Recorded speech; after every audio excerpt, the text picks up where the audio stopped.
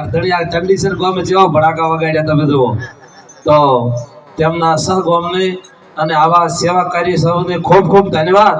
આવું કાર્ય કરવું એ પ્રભુ બહુ અઘરું છે અને કાર્ય કરવા માટે ઘણા વિચારો કરતા હોય, ખૂબ વિચારો કરતા. પેલું ચકલું ના માળો ઘાલતો હોય એમ હળીઓ પડે ને સડે પણ કોઈ બને એવું નથી. તો આ કોકને જ તંભી ચીડ્યું હેડી પેલા હાથને હેડી હતી કે જેવી હેડી હતી મજૂરી ગયા. આપણે મજૂરી હેડાડવી હોય તો આવી હેડી આ ચીડી હેડી હતી, પેલી ચીડી ધોબલા બળી જોઈએ હોય 100%. પેલા જ હેડી હતી ને આવી હેડી હતી તંબી થકા આરી ચીડી હેડી હતી. એક સંત આવે ને એક જાય, એક સંત આવે ને એક જાય. તો સતયુગમાં તેમાં પેલા જ ને 40 કરોડમાં 5 કરોડ પેલા જ સીધા તેમાં પહેલો નામ પેલા જ નું હતું. તો પ્રભુ આવું ભજન કરવું. હમણાં વાણી ચૂંટણી બોલી છે. આ વાણી છે ખેતર વાયુ એ મહત્વનો નથી, પણ વાઢી વેણીને ભેળો કરીને માર્કેટમાં લઈને જાવ ને ઘરે બોરીઓ ભરીને પાછી અને પૈસા લઈને આવો અને એ આપણે કહેવાય ભજનમાં જઈને આપણે ભજન બોલી જા. એ વાત સાચી છે. એક મનનું મંજન છે. મનના મંજન સાથે સાથે આપણે ગર્થ કાઢી અને ધી બંડી ભરવાનું છે તો જ પૈસા આવશે. ન કે પૈસા આવે એવા વાણી સિંદરીના હોઠા જેવી છે. આપણે ગભે કરીને ભરે કોઈ દાડો મોઢું મેઠું થવાનું નથી કોઈ દાડો. પણ સંતો મહાપુરુષો જો છૂટું કરશે ને એમાં આપણે ધ્યાન રાખવું. એની અંદર આ બધી વાણીઓ બોલી છે ને એનું માર્ગદર્શન ત્યાં મળશે, સંતો પાસેથી મળશે. મેં તો કીધું સંતો અમે સત્સંગ વાપરશે ઘણા પણ બાપુ કદાચ નજીક લાવી રહ્યો હતો હવે. એટલે મારું 2 હાથ જોડીને કર જોડ્યું છે કે લગભગ તમે વાણી બોલો એના કરતી સત્સંગની અંદર ખૂબ રહસ્ય રાખજો. એક આવી ડાઢ પડતી હતી, ડાઢ ને આવું ગામની અંદર એક પાદર હતું અને એ પાદરમાં એક ખેડૂત માળો નાસી અને સ્વચી કરતો હતો. એટલે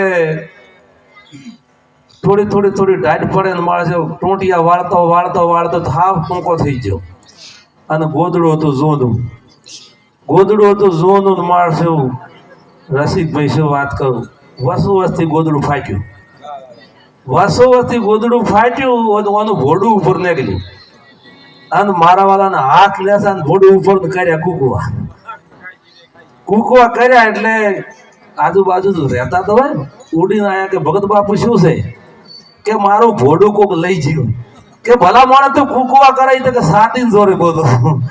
એને બોલું છું સાતીન જોરે. ભક્તિ નિર્ભયની છે, સાતીને જોરે બોલવાની નથી. ભક્તિ નિર્ભય કરો નર નારી, તોળા રાણી 3 નર લીધા તારી. અને એનાથી અંદર આગળ તો ઘણું કીધું. જેરે લાખા કાશીનગર ને માર્ગે લખાયા ને લખ જા.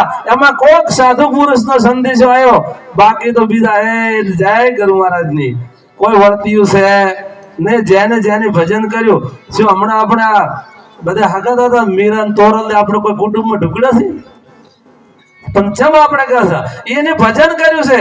ગુરુ મહારાજના વચનમાં બેસી અને ભજન કર્યું છે. ભજન વિના ભૂખ ના ભાગે રામા, સમરણ વિના મારી તલપ ના બુઝે. આ પ્રશ્ન ખાસ આપણે યાદ રાખવાનો હોય. પણ આપણે તો ગાઈ જય ગુરુ મહારાજ ની નિમેળ આવે.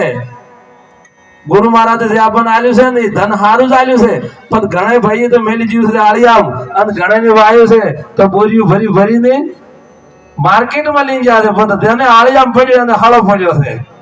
હા, ખરેખર આવું ભજન કરવું એ અઘરું છે. સંત સમાગમ જે કરે ભવસા કરતો સહેજી તરે, તરવાની સમજે ફેર, સદગુરુની સાથે મેર. સદગુરુએ આપ્યો બોધ, તારે છૂટી ગયો સૌ વિરોધ. સમજણો નામ કરો સાર, વસ્તુ છે પરાની બાર. નક્કી નામ નિર્વાણ, બોલે 52 અક્ષર 12. અક્ષર અક્ષર ને અક્ષર નામ, રોમ રોમ રમતા રામ. સદગુરુ ભગવાન કી. સમયની મર્યાદા.